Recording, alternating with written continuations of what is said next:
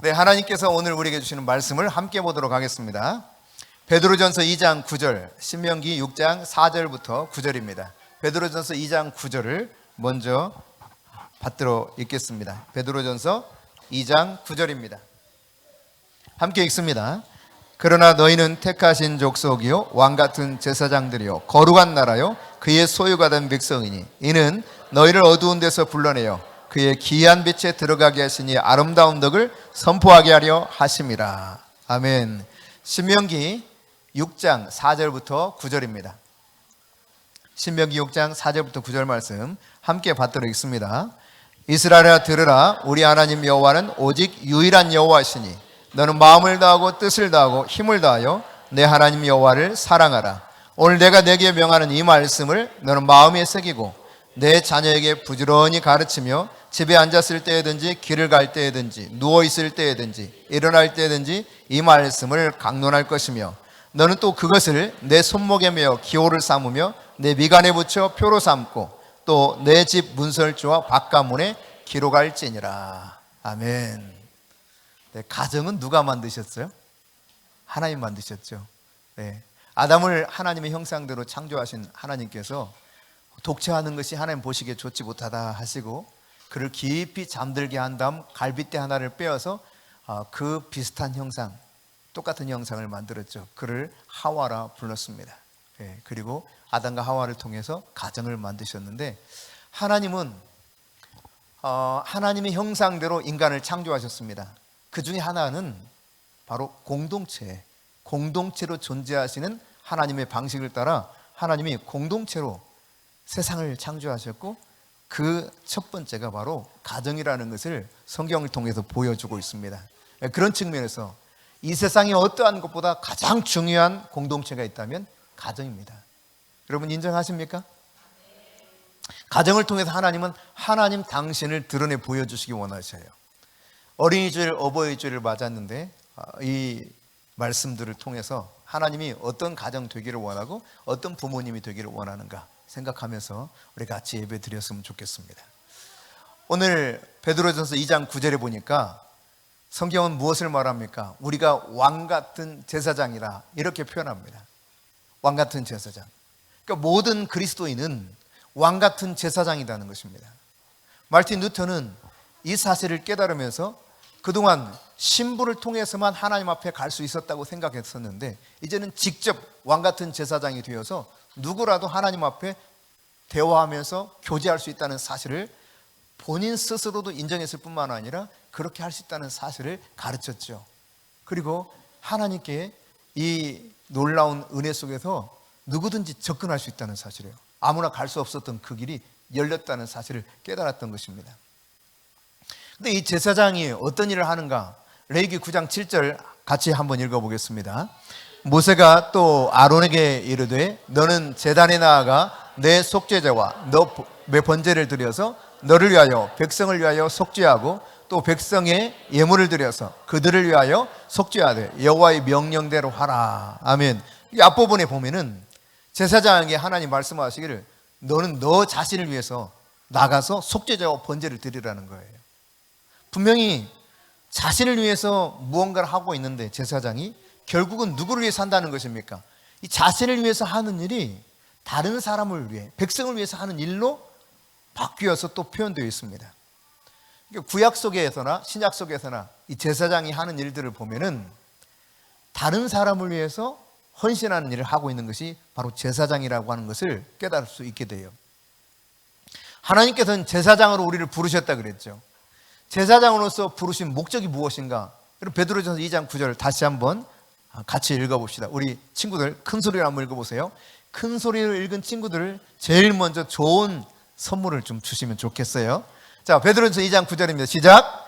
그러나 너희는 택하신 족속이요 왕같은 제사장들이요 거룩한 나라요 그의 소유가 된 백성이니 이는 너희를 어두운 데서 불러내어 그의 기이한 빛에 들어가게 하시니 아름다운 덕을 선포하게 하려 하심이라. 아멘. 여기 보니까 제사장으로 왜 부르셨느냐? 왕같은 제사장으로 그 사실을 분명하게 기록하고 있어요.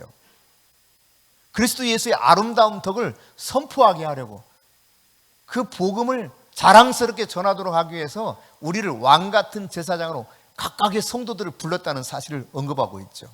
그러니까 하나님의 은혜를 다른 사람에게 전하도록 하기 위해서 우리를 선택해서 속량하신 그 은혜 기억하고, 너희들 다 제사장 같은 사람이야, 제사장이야, 왕 같은 제사장이야, 가서 이 일을 전해 라고 했던 것입니다.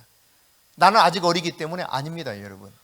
사실 여러분, 어린 아이인데요, 글도 읽지 못하는데 하나님의 말씀을 듣고 하나님의 진리를 깨닫고 영이신 하나님을 만나서 여러분 부모님 혹은 할머니 할아버지들에게 하나님이 어떤 분인가 이야기한 것을 들으면서 깜짝깜짝 놀랄 때가 있을 것입니다.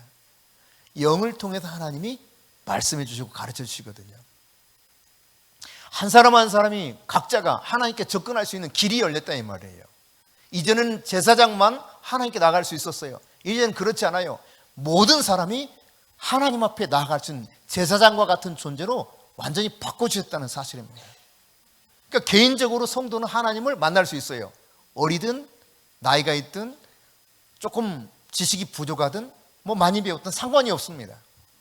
누구라도 예수 그리스도를 영접해서 내가 그 안에 머물러 있으면 그는 하나님 앞에 접근할 수 있어요. 언제든지요.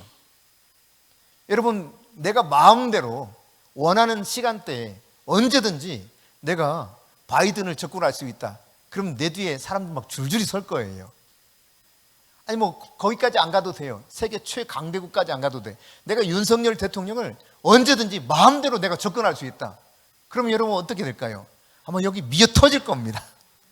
진짜요. 미어 터지게 될 거예요. 어떻게 해서라도 나를 통해서라도 한번 줄을 대보려고 하는 사람은 아주 기가 막히게 알고 다 소문 들어서 알고 찾아올 겁니다. 그런데 놀랍게도 왕 중의 왕이시오 온 세상을 전능하신 그분의 말씀으로 창조하신 하나님, 그분에게 언제든지 접근할 수 있는 길이 열렸단 말이에요. 할렐루야. 예. 아무나 못했어요. 1년에 딱 한 차례 대제사장만 열려있던 길이었습니다. 이제는 왕같은 제사장이 되어서 누구라도 예수 그리스도의 보혈의 공로를 힘입어서 그 앞에 갈 수 있는 길이 열렸다. 그러니까 이 은혜를 내가 누리면서 하나님 앞에 제사장이라는 사실을 인식할 뿐만 아니라 이 은혜를 다른 이들에게 전하면서 헌신하는 삶을 살도록 우리를 불렀다는 사실이에요. 비록 여러분 D.L. 무디는 초등학교 수준밖에 안 됩니다. 그래서 실제로 문법을 많이 틀렸을 뿐만 아니라 철자도 엄청나게 많이 틀렸어요. 너무 간단한 단어조차도 철자가 틀립니다. Holy Spirit, 성령이라는 단어인데요. 아주 간단한 단어입니다. 근데 이거를 같은 편지 안에서 7번인가 틀렸다는 거예요. 한 번만 틀려도 좀 괜찮을 텐데 또 틀리고 다르게 틀리고 또 틀리고. 예. 그럼에도 불구하고 어때요? 기자가 오늘 여기서는 캠브리지 대학의 학생이 이야기했지만 기자가 질문했어요. 당신은 그렇게 엉터리 스펠링도 모른 채 편지를 쓸 수 있냐? 기자한테 그래서 질문했다는 거 아닙니까? 당신은 그 똑똑한 머리로 스펠링도 안 틀리고 문법도 안 틀리고 잘 할 텐데 아니 당신은 과연 몇 명에게나 복음을 전해서 하나님 앞에 그 영혼을 드릴 수 있었냐? 나는 이 틀린 철자를 통해서 수많은 사람을 건져냈다. 마치 문법을 틀려서 조롱당하고 있었지만 당당하게 자기의 그 부족한 모습 그대로 받으신 하나님 앞에 자신을 들여서 영광 들렸던 모습을 캠브리지 대학, 영국의 명문 대학이죠. 그 학생들한테 그랬던 것처럼 그렇게 기자에게 대답했다는 거 아닙니까? 여러분, 그러니까 누구라도 하나님을 만날 수 있는 길이 열렸고 하나님께 언제든지 접근할 수 있을 뿐만 아니라 내가 만난 그 하나님을 자랑스럽게 선포하고 증거할 수 있도록 나를 왕같은 제사장 삼아주신 하나님을 기억해야 되는 것이죠. 예배를 드릴 때 목사인 저는 말씀을 전할 때는 여러분들을 바라봅니다. 그러나 기도할 때는 하나님을 바라보고 기도하죠. 여러분 위해서 기도할 때 하나님 위해서 하나님을 바라보고 기도하는 것입니다. 그럼 성도들을 앞에서는 하나님을 대표하는 존재지만 그러나 내가 하나님을 향해서는 성도들을 대표하면서 성도들을 올려드리는 거예요. 그러니까 부모로서 가정의 제사장으로 부름받은 사람들은 어떤 존재냐? 하나님을 자기 자녀들에게 이렇게 소개해 주는 분이 바로 왕같은 제사장으로서 부모의 역할을 감당하는 것입니다. 내가 하나님 앞에 내 자녀들을 올려드리는 거예요. 어떻게 하나님을 소개합니까? 자녀들에게 나의 모범을 통해서, 나의 가르침을 통해서 내가 알고 있는 모든 것을 다 동원해서 자녀들에게 하나님이 어떤 분인가 소개하는 것입니다. 뿐만 아니라 자녀를 하나님 앞에 말씀드리는 거예요. 내 자녀 이런 자녀인데, 내 자녀 이런 자녀인데 주님 이렇게 좀 도우셔야 되겠습니다. 그래서 여러분, 기본적으로 어떻게 자녀를 하나님 앞에 내가 이야기할 수 있는가? 바로 기도를 통해서 할 수 있는 것이죠. 여러분이 기도를 통해서 여러분의 자녀들을 하나님께 이렇게 자꾸 소개해 주세요. 사람은 소개를 통해서 사람을 알게 되고 그 네트워크가 점점점 커지고 정말 존귀한 자와 연결되었을 때 내가 존귀하게 되는 거예요. 그러므로 여러분이 하나님 앞에서 여러분의 자녀를 부지런히 소개하실 수 있기를 바랍니다. 오늘 신명기 6장 4절부터 9절 말씀, 쇠마라고 하는 이 중요한 말씀인데, 하나님을 내가 나의 자녀, 하나님께 나의 자녀를 혹은 내가 하나님을 자녀들에게 어떻게 소개할 수 있는가? 기본적으로 세 가지를 이야기하고 있습니다. 내가 하나님을 어떻게 소개할 수 있는가? 자, 먼저 오늘 본문 4절 그리고 5절 같이 읽겠습니다. 이스라엘아 들으라, 우리 하나님 여호와는 오직 유일한 여호와이시니 너는 마음을 다하고 뜻을 다하고 힘을 다하여 내 하나님 여호와를 사랑하라. 먼저 여러분, 부모된 여러분들이 하나님을 진실로 사랑하는 모범을 보이면서 하나님이 어떤 분인가를 자녀들에게 소개할 수 있는 것입니다. 그러니까 하나님께서 기본적으로 명령하고 있는 것, 그것은 마음을 다하고 뜻을 다하고 힘을 다하여 유일하신 하나님, 그분을 사랑하라는 거예요. 부모가 하나님을 향해서 취해야 될 가장 기본적이고도 마땅한 명령, 내가 얼마나 하나님을 사랑해야 되는가, 마음을 다 쏟아 부어서 내 모든 뜻을 완전히 합해서 내가 가지고 있는 힘을 온통 다 쏟아 부어서, 이것은 내 안에 있는 모든 힘을 다 쏟아 부어서 사랑하라는 이야기입니다. 사실 따지고 보면 생명 다해서 하나님을 사랑하라는 이야기입니다. 그렇게 사랑하는 삶을 통해서 부모로서 제사장적인 직분을 감당할 수 있는 기초가 세워지는 것입니다.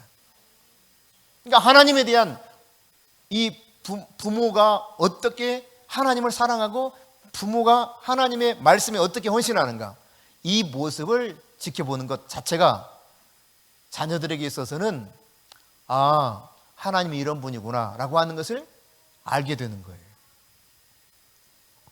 여러분, 그런데 만일 여러분 하나님을 사랑하라고 아무리 자녀들에게 이야기 많이 한들 부모인 내가 하나님을 사랑하지 않는다면 그것은 매우 공허한 소리에 불과하죠. 천박한 소리에 불과한 것입니다. 그러므로 내가 하나님과 깊은 친밀한 그런 관계를 가져가면서 하나님과 깊이 사랑을 나눌 수 있어야 돼요. 마음을 다해서, 뜻을 다해서, 힘을 다해서 하나님을 사랑하는 그 삶이 자연스럽게 자녀들에게 보여질 수 있어야 된다는 이야기입니다. 그럼 만약 그렇지 않다면 그냥 하나님 사랑해야 된다 하면 아우, 듣기 싫어, 지루한 종교 의식처럼 생각이 되는 거예요. 예배를 드릴 때도 이게 너무너무 지루하게 돼요. 그러나 하나님을 만나고 하나님과 깊은 교제의 삶을 살아가는 모습을 보게 되면 자연스럽게 아이들이 하나님이 어떤 분인가 알게 되는 것이죠. 그러니까 하나님 사랑한다는 것은 규칙이 아닙니다. 의무가 아닌 것이죠. 그냥 그것을 강요된다고 되는 것이 아닙니다. 그렇게 되면 생명 없는 그냥 단순한 하나의 종교에 불과하게 되겠죠. 여러분이 자녀들에게 하나님 어떤 분인가 알려주기 원한다면 부모된 여러분이 먼저 하나님과 그 관계를 자꾸 발전시켜 나가야 돼요. 하나님과 더 가까운 관계로 발전시켜 나가야 된다는 이야기입니다. 그런 관계를 발전시킬 수 있는 가장 좋은 방법 중에 하나가 뭐냐? 기도예요. 기도. 뭐라고요? 기도예요. 기도. 하나님과 계속 대화하는 거잖아요.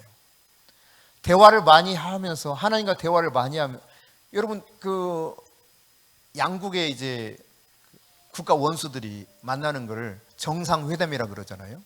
얼마 전 윤석열 대통령이 미국을 방문해서 바이든 대통령을 만났습니다.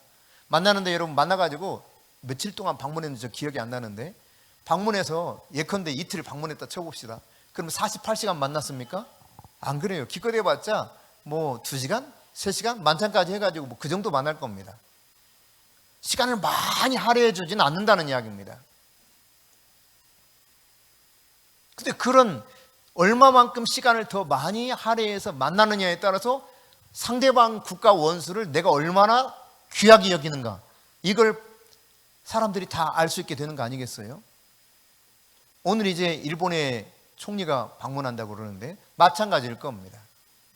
그러니까 얼마만큼 깊이 있는 대화를 오랫동안 나눌 수 있는가, 여기에 따라서 저분들은 진짜 긴밀한 관계를 가지고 있구나, 야 저거 함부로 대하면 안 되겠는데, 이런 생각을 할 수도 있고, 그냥 스치듯이 한번 악수 한번 하고 지나쳐버리면 아무것도 아닌 거죠.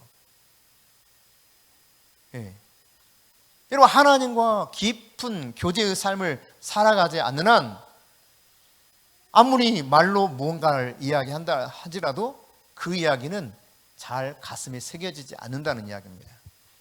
그러므로 여러분, 여러분의 자녀들에게 하나님이 어떤 분인가를 알려주기 원한다면 여러분이 하나님과 관계를 계속 발전시키라. 어떻게 해요? 기도함으로. 예. 우리 친구들도 마찬가지예요. 여러분, 아직 하나님을 알지 못하는 친구들에게 너도 예수님이 필요해, 너도 살아계신 하나님을 만났으면 좋겠어, 나 그 하나님과 너무너무 기쁘게 교제하고 있어, 이걸 알려주기 원한다면 여러분도 기도하는 가운데 하나님을 만나야 돼요. 아무리 어려도 만날 수 있어요. 아주 깊이 있게 만날 수 있습니다. 영적인 존재로 창조되었기 때문에 그렇습니다. 여러분, 그 기도는 이론이 아니잖아요. 이론이 아니라 실제예요, 실제. 그러니까 기도는 이론으로 배우는 게 아닙니다. 기도는 기도하면서 배워가는 거예요. 기도하면서 하나님을 더 깊이 알아가는 겁니다. 기도하면 할수록 하나님을 더 알아갈 수 있게 되어 있어요. 개인적으로 깊이 하나님 경험하게 되거든요. 어떤 분인가를.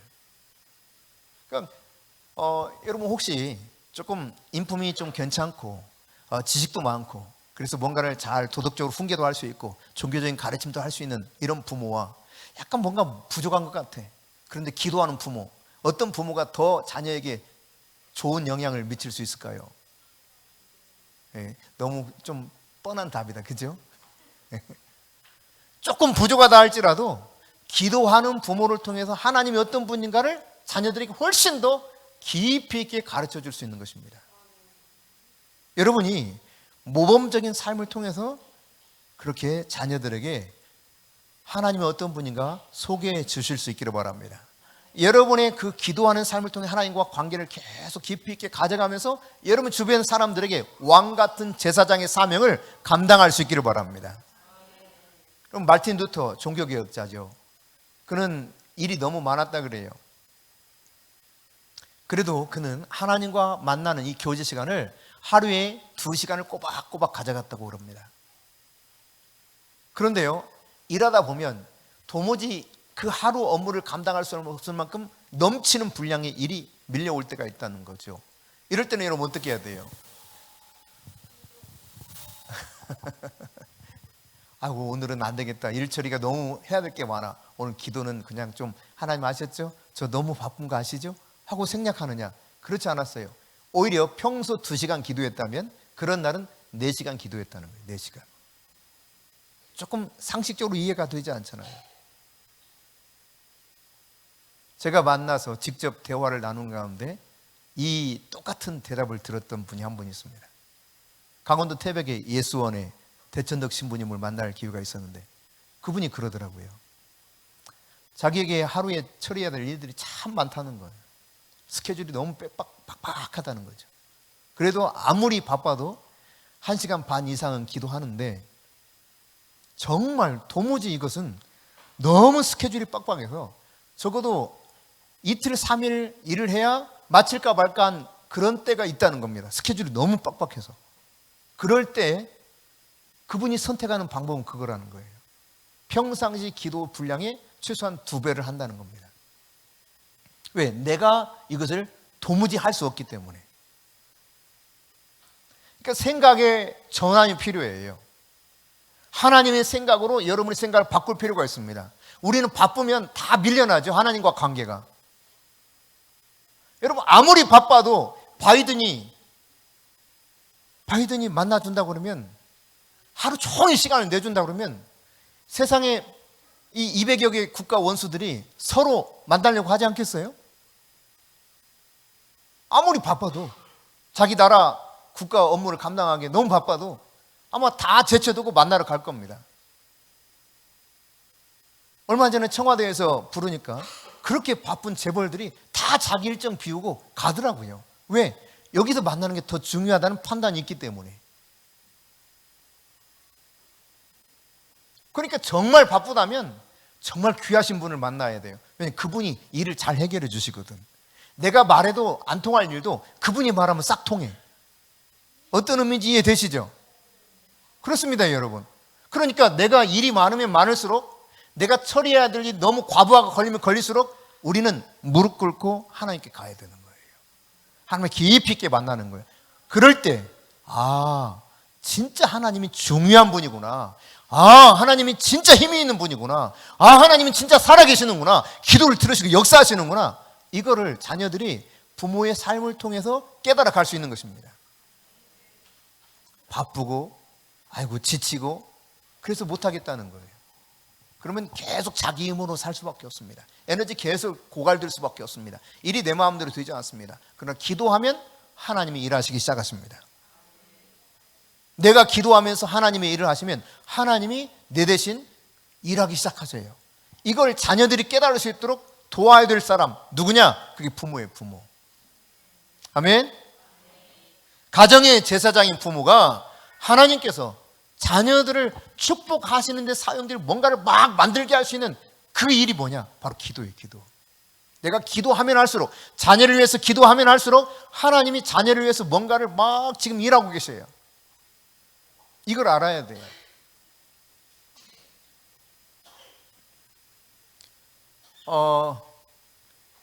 개척을 해서 이제 교회를 하다 보니까, 그리고 저희들이 이제 주님에 막 미쳐서 살다 보니까 한 달에 보통 4박 5일 집을 비웠습니다. 애들만 있는 거죠. 4박 5일. 매달 그랬어요, 매달. 염려되죠. 근데 하나님께 맡기는 거예요.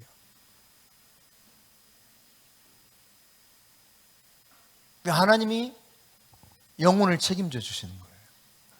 그러니까 내 힘으로만 키우려고 하면 자녀들은 어느 순간 어느 때 이렇게 빗나갈지 모릅니다. 근데 하나님께 맡기면 설령 빗나갔다 할지라도 돌아오는 때가 반드시 오게 돼요. 그래서 하나님이 돌보시고 하나님이 키우시는구나, 이걸 깨달을 수 있게 되는 것이죠. 가정의 제사장으로 부름받은 부모님들, 특별히 자녀를 내 힘으로 기르려고 하지 마시고 하나님께 기도하면서 전능하신 그분의 힘을 의탁하실 수 있기를 바랍니다.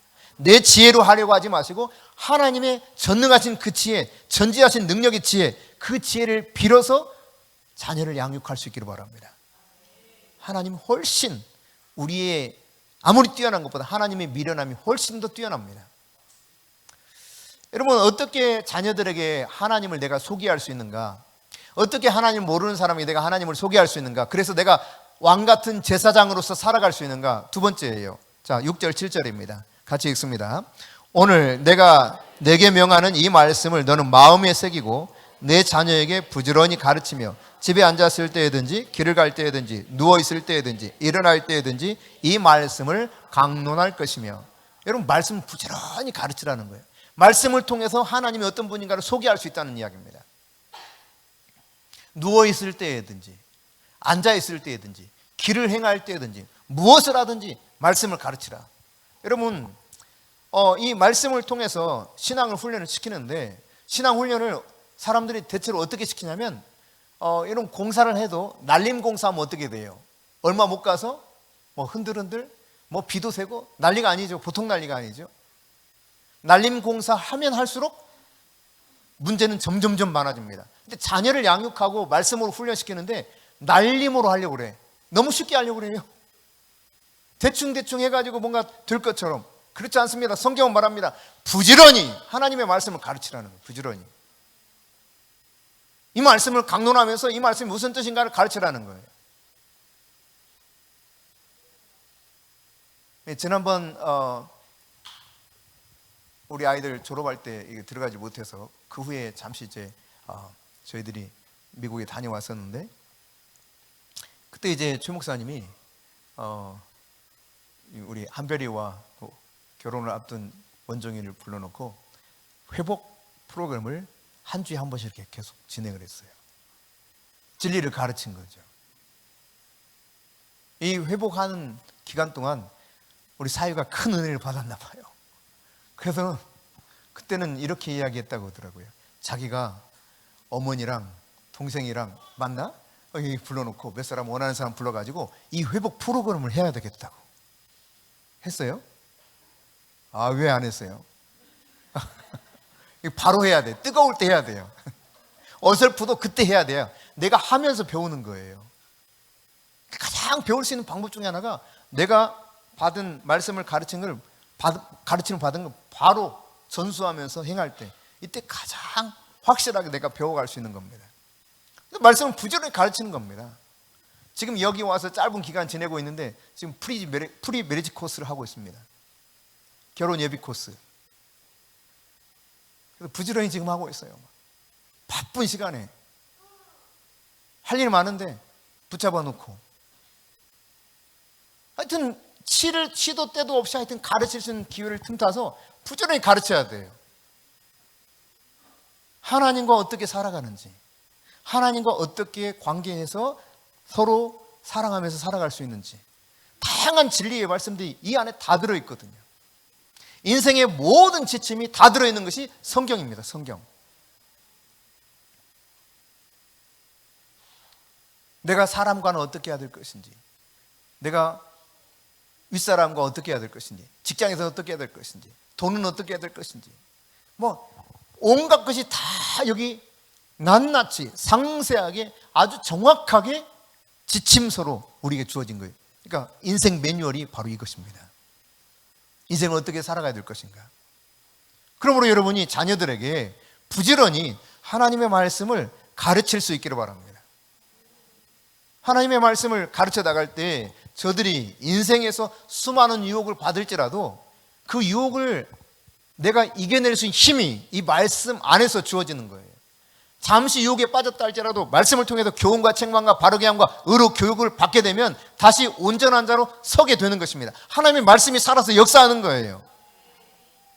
그러나 여러분이 알고 있는 도덕과 상식을 다 동원해서 아무리 훈계를 해도 과연 그렇게 될 수 있느냐? 되질 않습니다. 진리가 그 속에 살아있을 때, 하나님을 두려워하는 마음을 가지고 하나님을 만날 때 이 영혼이 바로 설 수 있게 되는 겁니다. 여러분, 하나님을 만나서 쉽게 하나님을 사랑할 수 있도록 여러분이 먼저 하나님의 임재로 충만해야 되고, 자녀들도 그렇게 하나님의 말씀을 통해서 하나님을 쉽게 만나서 하나님의 임재로 충만한 삶을 살아가도록 부지런히 돕는다면 여러분은 최고의 부모의 역할을 감당하는 것입니다. 나머지 부족한 건 하나님 채워주시는 거예요. 네. 마지막으로 가정의 장식물을 통해 하나님을 소개할 수 있다. 그게 오늘 본문에 나오는 거예요. 8절 9절입니다. 시작. 너는 또 그것을 내 손목에 매어 기호를 삼으며 내 미간에 붙여 표로 삼고 또 내 집 문설주와 바깥문에 기록할지니라. 아멘. 여기 보니까 손목에도 이 눈썹 사이에도 그리고 가정의 집문 앞에도 그렇게 각각 하나님을 사랑해야 된다고 하는 것을 상징적으로 딱딱 붙여놓고 그래서 기억하게 만들었어요. 그러니까 하나님의 깊은 진리를 인간의 언어로 다 설명할 수는 없지만, 그러나 기독교의 이 상징물을 통해서 신비하게도 하나님이 깨닫도록 도우셔요. 그래서 기독교적 상징을 신비의 창 이렇게 부르기도 합니다. 그리스에 방문한 적이 있습니다. 그때 메테오레라고 하는 수도원에 잠시 들렸는데 안내하시는 선교사님이 이렇게 이야기했습니다. 그 들어가니까 말이죠, 사면에 상징물이 꽉 차 있어요. 그림도 있고. 근데 왜 이렇게 좀 이상한 일반적인 교회의 모습이 아니고 뭐라고 표현할까요? 약간 어떤 느낌이죠? 뭐 온통 다 상징으로 가득 차 있으니까 약간 이 좀 그 뭐랄까 샤머니즘적인 그런 냄새랄까? 하여튼 뭐 이게 분위기가 좀 이렇게 묘해요. 근데 왜 그렇게 상징적인 그림과 상징물들이 많이 있느냐? 그 시대에는 사람들이 문맹자가 많았다는 거예요. 문맹자. 성경이 있어도 읽을 수가 없는 거예요. 그 사람들이 성경을 하나님의 말씀을 가르치는 방법 중에 하나가 뭐냐? 상징물을 통해서 그림이나 어떤 상징물을 통해서 하나님이 어떤 분인가를 이렇게 가르쳐 주시는 거예요. 그것만 딱 보면 스토리가 생각나. 스토리가 그거였지 저거였지. 그렇게 상징물을 통해서 보여주는 것입니다. 여러분이 그러니까 돈 별로 안 들이고 자녀들에게 하나님을 자연스럽게 알 수 있도록 도울 수 있는 것 중에 하나가 바로 가정 안에서 이런 상징물을 통해서 보여줄 수 있는 것입니다. 사진 한번 볼 텐데요. 네, 맨 위에 보이는 사진은 저희 말하자면 대문입니다. 대문, 출입문. 몇 주자를 해놨고 그리고 신명기 6장 4절과 5절을 저기에 붙여놨습니다. 왼쪽에 있는 그림은 저희 안방의 문에 붙여 있는 것입니다. 오른쪽의 그림은 화장실 변기에 앉으면 딱 정면에 보이는 그런 글들입니다. 거실에 저렇게 또 붙어 있습니다. 각각 방마다 저렇게 십자가를 또 붙여놓기도 했습니다. 거실 한쪽에는 주기도문과 또 시편 91편 말씀이 있고 또 중간에 가운데 중간은 장롱에 붙여놓은 최 목사님이 글씨 매직으로 쓴 그런 글씨죠. 네, 성경 말씀 그렇게 붙여놓고요. 밑에는 한별이, 수근이, 유빈이의 기도 제목들을 쭉 적어놔서 그렇게 그냥 오감에 이렇게 보게 만들어놨어요. 저거는 이제 베란다 창문입니다. 그러니까 곳곳에 그냥 하나님이 지금 우리와 함께 하고 있다. 그 진리의 말씀은 살아서 역사할 수 있다. 하나님 우리와 늘 동행해 주시고 있다라고 하는 것들을 그냥 여기저기 다양하게 표현을 해놓은 거죠. 그 속에서 자연스럽게 하나님을 기억할 수 있는 것이죠. 하나님의 말씀을, 하나님의 뜻을 깨달아 알아갈 수 있는 것입니다. 그 가정을 여러분이 예수 그리스도와 하나님을 상징할 수 있는 그런 상징물, 그림 이런 것들을 통해서 말없이 힘들이지 않고 예수님이 그 속에서 나타날 수 있는 거예요. 그러므로 여러분 오늘 이렇게 우리에게 가정을 주신 하나님께 감사하면서 이 가정들을 믿음의 가정으로 세워가고 원한다면 하나님께서 가장 핵심적으로 중요하게 이스라엘 백성을 주셨던 것이 신명기 6장 4절부터 9절 말씀인데 이 속에도 보여주는 것처럼 어떻게 하나님을 자녀들에게 소개하는 부모로서의 제사장 역할을 감당할 수 있느냐? 모범을 보이면서 그리고 말씀을 통해서 하나님이 어떤 분인가를 계속 소개해주고 장식물을 통해서도 하나님이 어떤 분인가를 기억하고 알 수 있도록 소개해 준다면 여러분의 자녀들이 진리 안에서 잘 성장해 갈 수 있도록 하나님이 도우실 줄 믿습니다. 패밀리 무슨 뜻이죠? 가족. 영어 단어 패밀리는 Father and Mother, I love you라는 이 단어가 실제로 그 앞에 이니셜만 따가지고 만든 단어입니다. 그러니까 가족이라고 하는 것은 아빠, 엄마 사랑해요 이렇게 고백이 있는 그곳이 바로 가족이라는 이야기예요. 여러분이 가족 안에서 함께 살아가면서 이런 사랑 고백이 하나님을 사랑하는 사랑 안에서 이런 사랑 고백이 자연스럽게 나올 수 있는 그런 가정들 하나님이 계속해서 소개해줘서 내가 어떻게 하나님을 사랑하는지를 자녀들에게도 보여주는 그런 가정들이 되셔서 하나님이 여러분의 자녀들을 책임지시는 그러한 은혜가 넘칠 수 있기를 바랍니다.